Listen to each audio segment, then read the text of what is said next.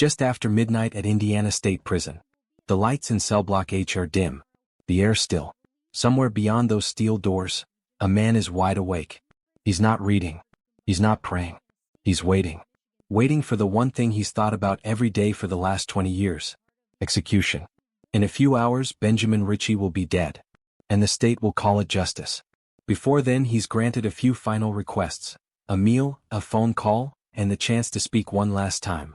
He makes them all count. This isn't a story about a crime, it's about what happens when the clock runs out. His name doesn't make national news anymore. But one family never forgot what he did. And tonight, the system he's fought for decades is finally ready to end his story. Ritchie was 27 when he was sentenced to death for murdering a police officer during a traffic stop that lasted less than 2 minutes. The jury took hours to decide. The system took decades to carry it out. But behind the verdict, there was a man, shaped by trauma, addiction, and a mind doctors said was broken long before his crime.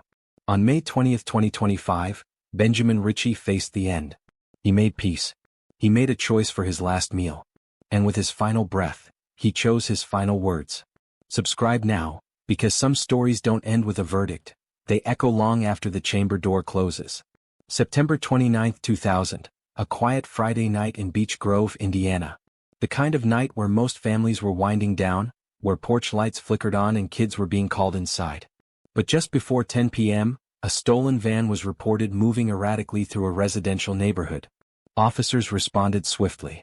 Among them was 31-year-old William Toney, a young father, a husband, a respected officer who believed deeply in the oath he swore to protect and serve. He had no idea he was about to walk into the final call of his life. The pursuit was short but tense. Ritchie had stolen the van earlier that evening, and as Officer Toney approached on foot during the stop, it happened fast, too fast for any backup to react. For shots rang out. Witnesses described hearing them like firecrackers, echoing through the quiet suburban streets. One bullet tore through Officer Toney's protective vest, a fatal shot. Within minutes he was gone. Pronounced dead before midnight. The news hit the department hard. The entire state harder. A young officer murdered during a routine stop. It was the kind of crime that stops people cold, the kind that fuels headlines, protests, and calls for swift justice. Benjamin Ritchie was arrested shortly after, still in possession of the weapon. The community erupted in grief, anger, and disbelief. But behind the crime scene tape and beyond the courtroom, a different picture was beginning to emerge. One that painted Ritchie not just as a cold-blooded killer, but as a man unraveling long before he ever pulled the trigger. What wasn't making headlines then were the years of documented mental illness, the reports of lead poisoning during childhood, or the history of abuse that some say was written all over him by the time he was 10. Psychiatrists would later argue that Ritchie had the mind of someone lost long before the shooting ever happened, tormented by voices, paranoia, and breakdowns no one knew how to stop. And that's where the controversy begins. Because the facts of the crime are not in question. Ritchie shot and killed Officer Toney. The evidence was clear. But the bigger question, the one that still lingers all these years later, is this: should mental illness affect criminal responsibility? Should a man whose reality was fractured long before he ever held a gun be held fully accountable in the same way as someone who was sound of mind? What's your take? Should mental illness be a factor in sentencing? Or is the act itself all that matters?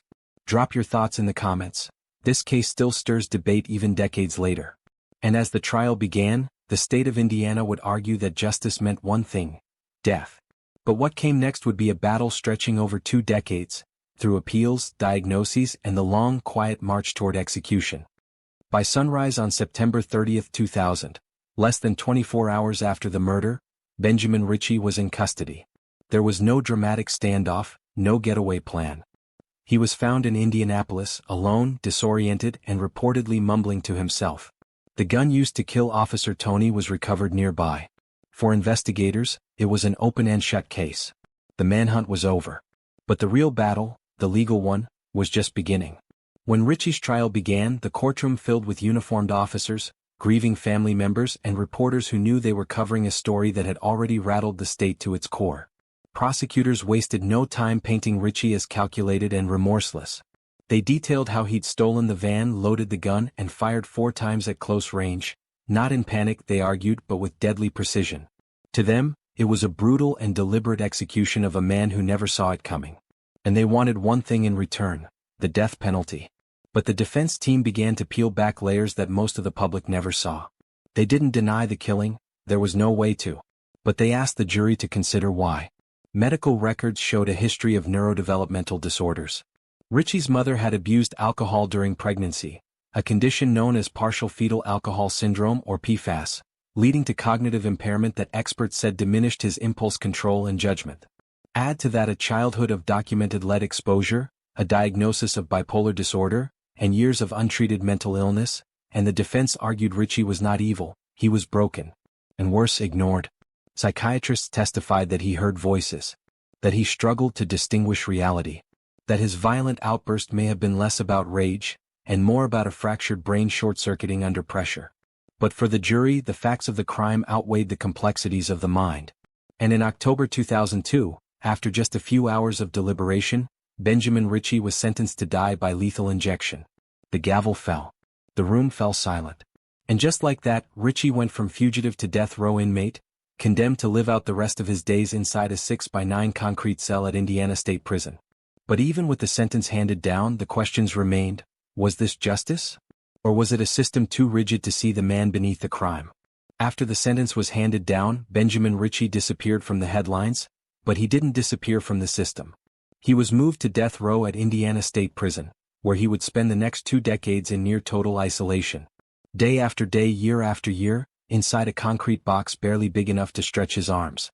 No human contact. No noise, except the occasional slam of a distant cell door and the hum of the fluorescent lights that never fully dimmed. Solitary confinement isn't just about being alone, it's about time. Endless, unmeasured time. And Ritchie tried to control it the only way he knew how. Guards later reported that he had drawn dozens of clocks on his cell wall, each one carefully outlined, but none of them had hands. Just empty faces circling nothing. Maybe it was art. Maybe it was madness. But for a man whose days blurred together, it was his way of holding on to something, or maybe letting go. Over the years, his lawyers filed appeal after appeal, arguing that his execution would violate the Constitution due to his worsening mental illness. They brought up his PFAS again, the bipolar disorder, the lead exposure, and the isolation itself, which experts warned was pushing him deeper into psychosis. But despite mounting evidence and shifting national attitudes toward mental health on death row, Indiana's courts stood firm. So did the U.S. Supreme Court. Every challenge was rejected. Every deadline passed. And the date of his death crept closer. By 2025, Benjamin Ritchie had been locked inside that same cell for over 8,000 days, a number he likely knew better than anyone. And still no mercy came. It begs a question, not just about justice but about human endurance. Would you survive 2 decades in total isolation? Could your mind come out of it whole? Tell us in the comments, because some say death is the punishment, but others believe the real sentence is what comes before. In May of 2025, after more than 2 decades behind bars and with just weeks remaining on the clock, Benjamin Ritchie made one final attempt to save his life, not in court, but before the Indiana Parole Board, in a formal clemency hearing that would determine whether the state should spare a man it had condemned so many years ago. It was the last stop, the final breath of a long legal fight. And in that sterile room, surrounded by attorneys, reporters, and victims' family members, Ritchie spoke, not in rage, not in madness, but with what some described as quiet clarity. He expressed remorse. Real remorse. He said he had thought of Officer William Toney every single day, that he couldn't undo what he'd done, and that no words could ever bring back the life he took. He didn't beg. He didn't deny. He simply asked for mercy, not for freedom but for the chance to live what was left of his life behind bars. His lawyers presented decades of psychiatric evaluations.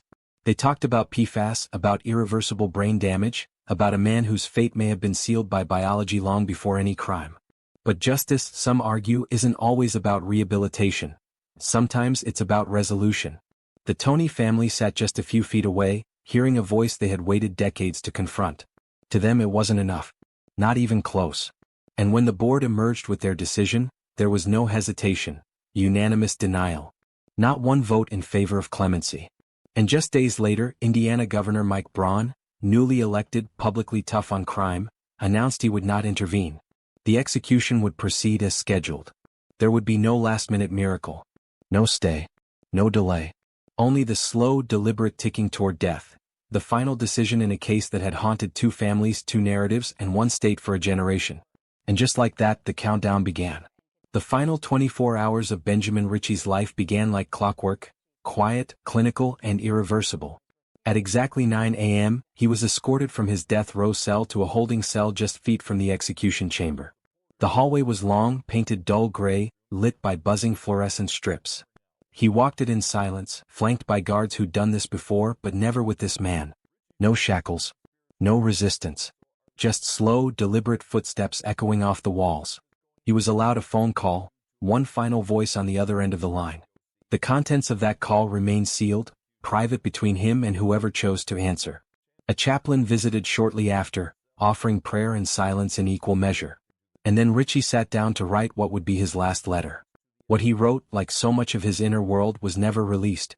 But guards said he folded it carefully, signed it with shaking hands, and set it down without a word.